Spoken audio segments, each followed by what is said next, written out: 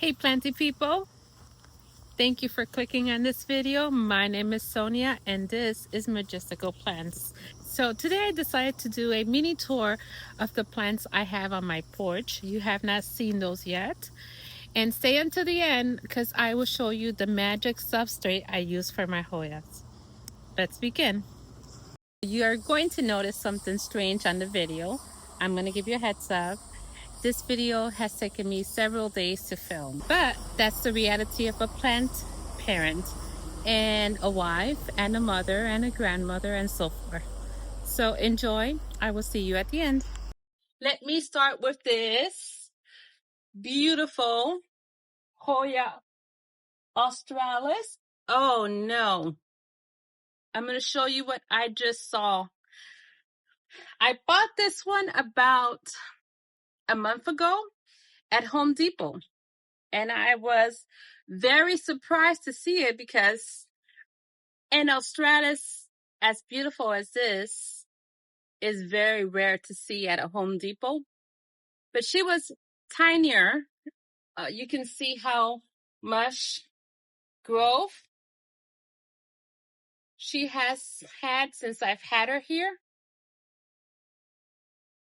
And she is dry. I need to give her some water, but this is the australis.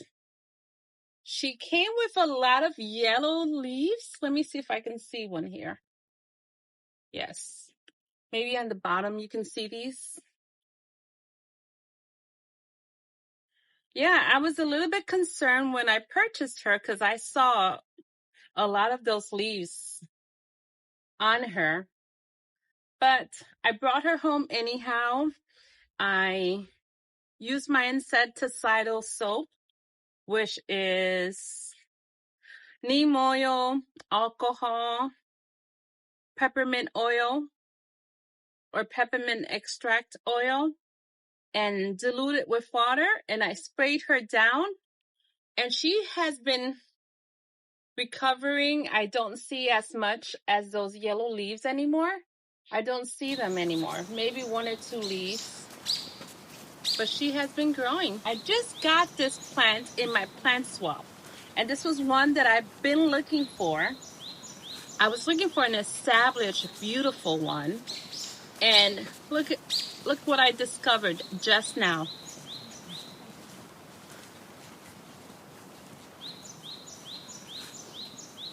A bird nest. And there is an egg in there. Of course, I'm not going to destroy the nest, but that means I won't be able to water her or move her as I intended to. See on the bottom here, she's getting a little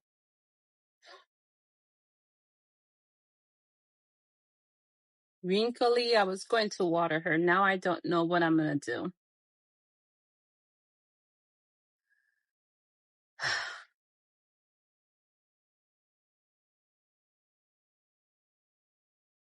I showed you this one in my Tiny But Mighty video, and she is doing great. This is the Huskeliana green form. I think she's pink flowers. She hasn't bloomed for me yet, but she is gorgeous. Beautiful Scindapsus, I believe is Scindapsus and silver. And she has been growing. I also purchased her when I purchased the australis. So it was about a month ago. And she is needing some water. So I will give her some water today. Very pretty. Philodendron green leaf.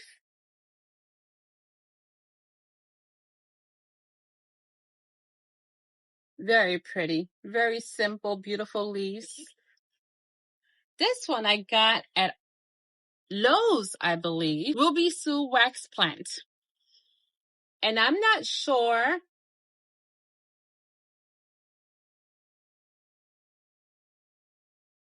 if it's a different lacanosa, but I don't mind. The more Hoyas I have, the happier I am. So I'm not, you can tell here as well. I'm going to show you right there. Another bird, or maybe the same bird, was trying to make a nest. See that?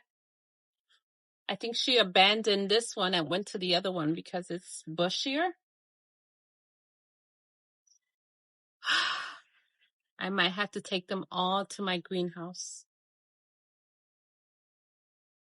Another Hoya sigillatus.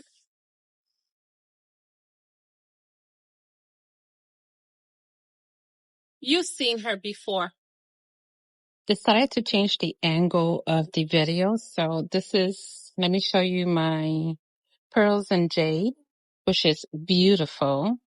We know she's a pearls and jades because she has speckles.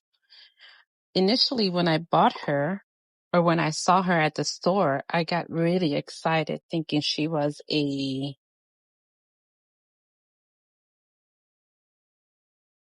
enjoy because of these leaves right here, for example, this one here. And as I got near her, I realized that she had some speckles on her leaves, which are indication of pearls and jade. But I still brought her home. She is gorgeous. I showed you this plant not so long ago, in one of my videos, and she is a bicolor philodendron bicolor.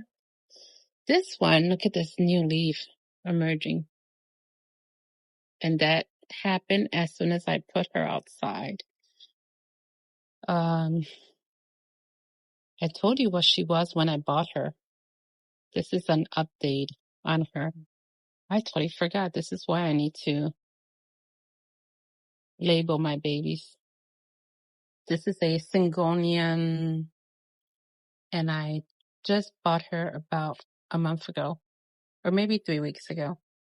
And she did not come labeled, so I have to find the name of her and label her. This is a Patricia, and I just bought her. She's maybe a few days. I can see some yellowing leaves right there. I'm not sure if she's going through this process of adjustment, but I have to keep an eye on her. This is a mojito, and I bought her at a plant swap, my recent plant swap. And she is gorgeous. I only paid $4 for her. And she is, my dogs whacked her with their tail, and I was so upset. But she is doing okay. I'm going to give her a bamboo stick to kind of secure her. This is we've seen this one before. This is a Carnosa publicalis hybrid, and she is gorgeous.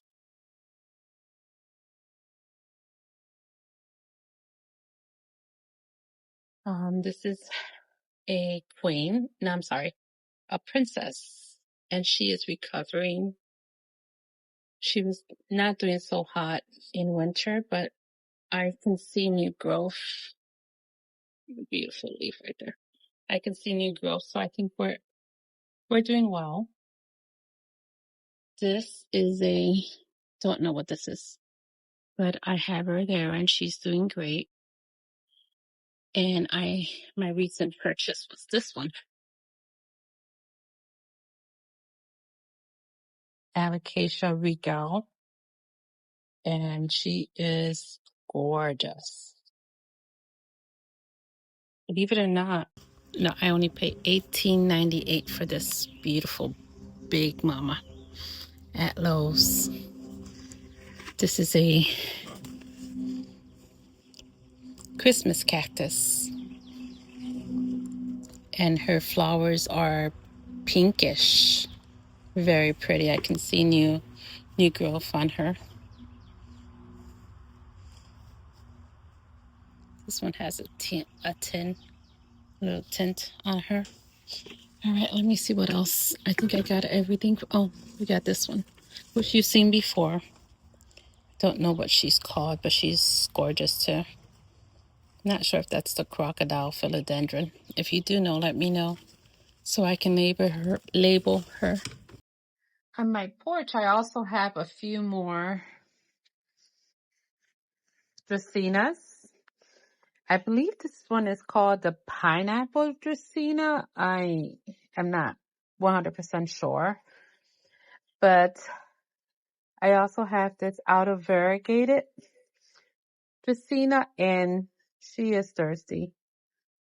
I need to water this baby.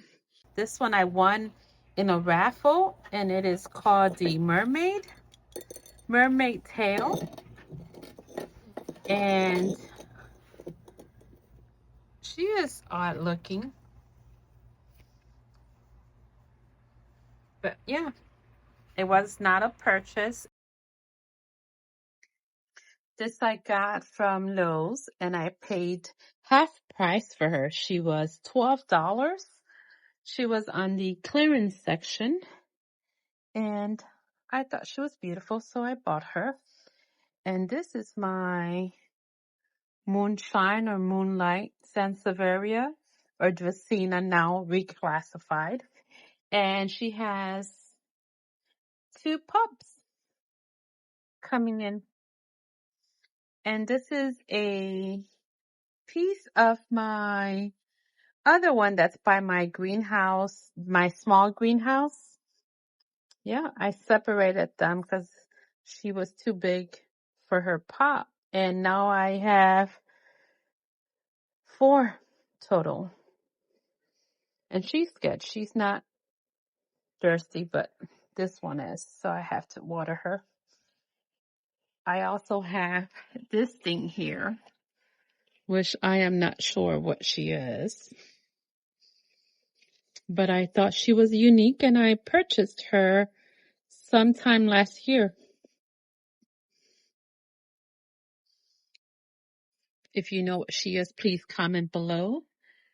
And this one was a cutting that I found at Lowe's many months ago. And I brought her home, and I've propagated her or cut her up several times, and I put her in this pot. Ooh, she has water in her base, so I have to pour that out. Yes, but this was one cutting that I found on the ground.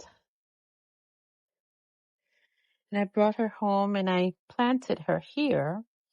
And from that, I've cut her several times. You can see right there. Cut her there, cut her over here, and inserted her back in there. And she's been growing nicely. Do not know what she is, but she is beautiful. And she's been living in there. I think those are all the plants on my, oh, we got one more. There's Talica, my sweet baby. And I have a snake plant that was given to me by my mother, not realizing that I have the same one in my greenhouse. But she is here, and I am taking care of her.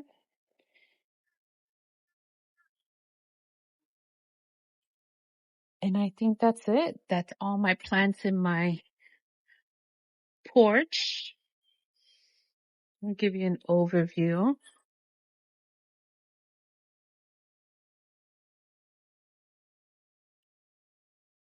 Oh, and I wanted to show you this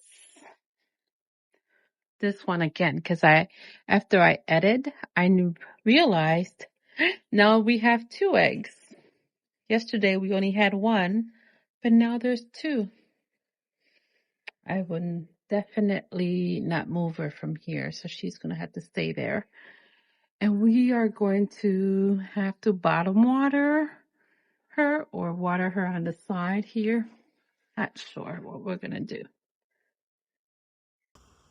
Hey friends, so I am at home and decided to finish my video on my substrate.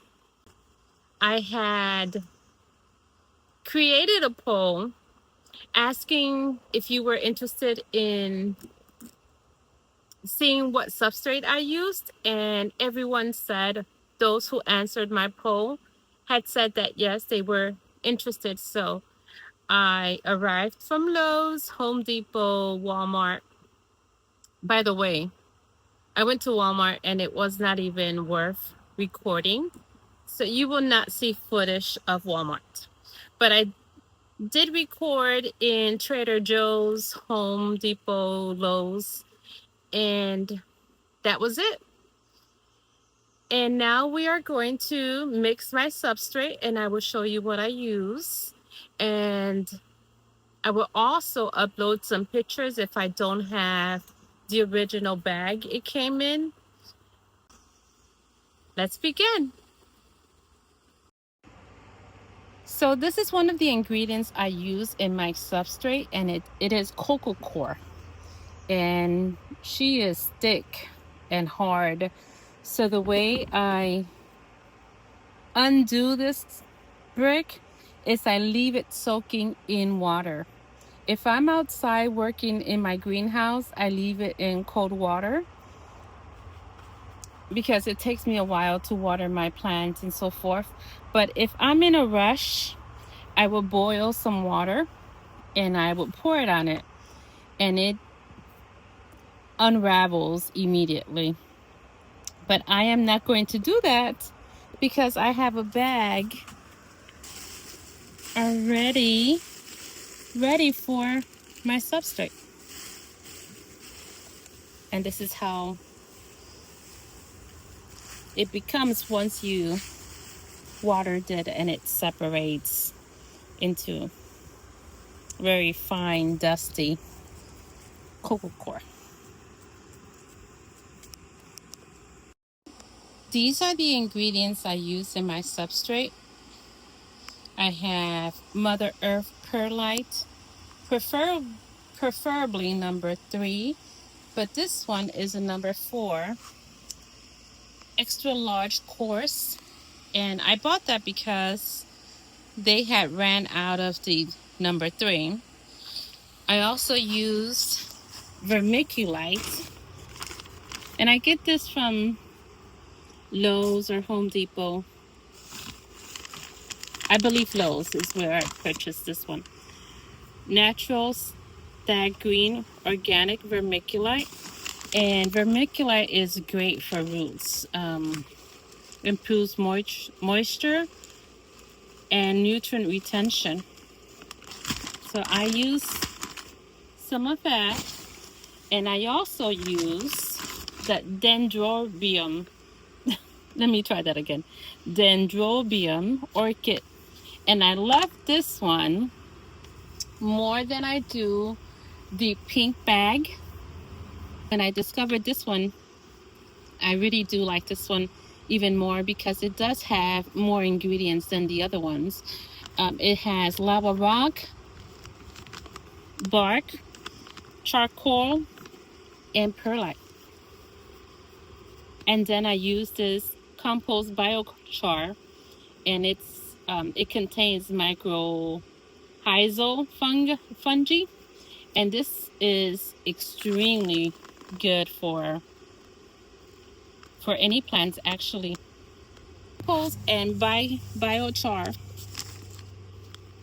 It says it increases the microbial activity, which enhances seed germination and strengthens roots. And I add this to all my plants.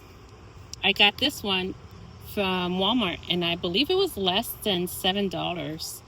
I am going to take a wild guess, but it was $6.89, something similar to that. So yes, these are the 5 ingredients I use: my coco coir, my compost and biochar, my orchid dendrobium mix, my vermiculite, and my perlite. So let me turn the camera around and we're gonna start mixing. I am going to start with dumping the coco coir in here. And I have like a one-fourth of a bag in here. I think that's too much, so I'm gonna remove some because then my other ingredients won't fit.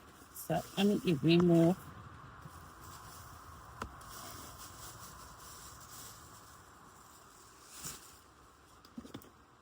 Okay, we have the coco coir. And sometimes you still get some balls. All you gotta do is squeeze.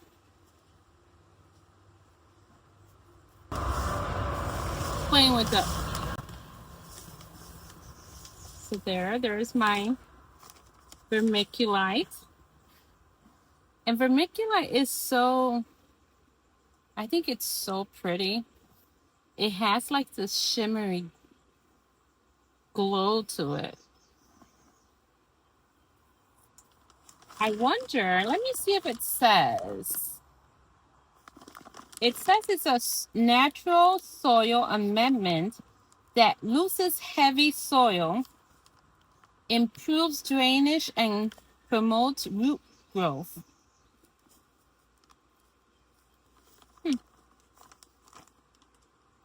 I have been using it for a while now and I love it. My plants love it. Some people even use that to propagate the plants. I haven't tried that. I did receive a few cuttings with perlite and vermiculite, and the roots were very healthy. And here is the dendrobium, dendrobium, and I left about half, less than half, about a fourth of a bag in here because the pieces are pretty big. Let me show you the barks. They're pretty big. And it has charcoal and perlite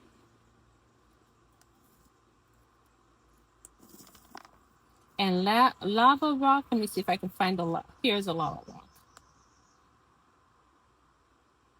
See it? Yeah. And now I'm going to add some more perlite to this just to make sure that my substrate is chunky enough. Not only add just one pot full. This is a 6-inch pot. So I'm just going to add one of them because as you saw, the orchid already had some perlite. I'm breaking these, making them smaller. All right, that is it. It looks delicious. Let me show you what my substrate is. Pick up the phone and show you. That's the coco coir, the vermiculite, perlite, and the orchid dendrobium mixture. Look at all that beautiful. It is so, these components are all you need. I'm just adding this extra because I want to be sure that my baby survived, but you don't need to add anything extra. If you don't have it, just use the orchid. Look at this. This is so fun. I love playing with dirt. And look, do you see how sparkly the vermiculite is? Yeah, so we're gonna mix it, and that is it.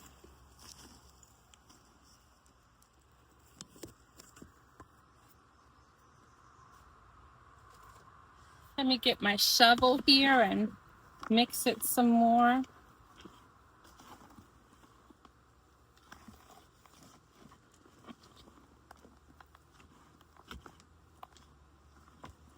And there it is, my friends. That's my substrate.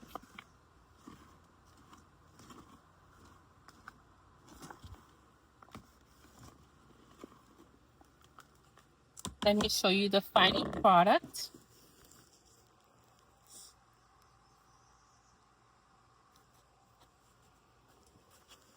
So yeah, that's what I do for my substrate. For my non-Hoya plants, I just tweak it a little bit, and I don't use coco coir. I use some sort of, I don't recall what the name of it is, but if you want to see that, just comment below and I will show you that as well.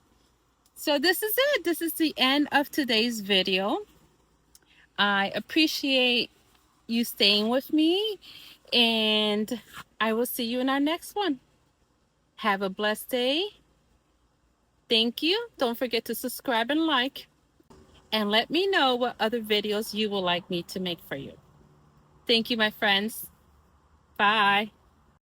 You know what? I forgot to show you what I add to my substrate.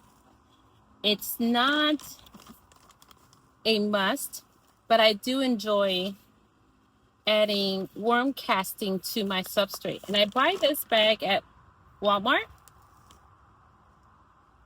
$7, I believe.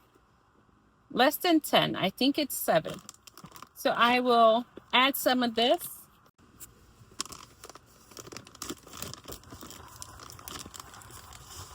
I don't have a measurement. I just sprinkle some in here.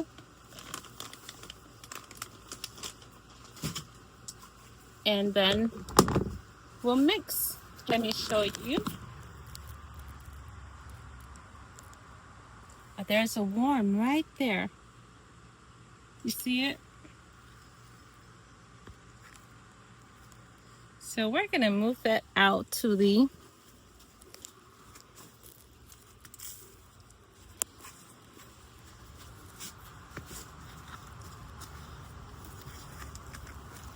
there we go. Let me mix it. I don't see any more worms. If you're an outside person like I am, worms do not freak you out.